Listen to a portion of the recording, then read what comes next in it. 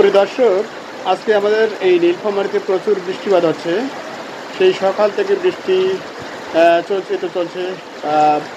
মাঝে মধ্যে একটু ব্রেক হচ্ছে, আবার আসছে।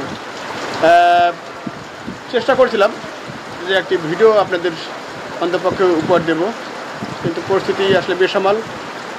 সেই কারণে আজকের ভিডিওতে আপনাদের সাথে সাক্ষাৎ হচ্ছে না। তো দেখা হবে আবারও আগামীকাল বা পরশু দিন থেকে নিয়মিত, যদি আকাশ ভালো থাকে। ভালো থাকবেন দর্শক, শুভকামনা রইল।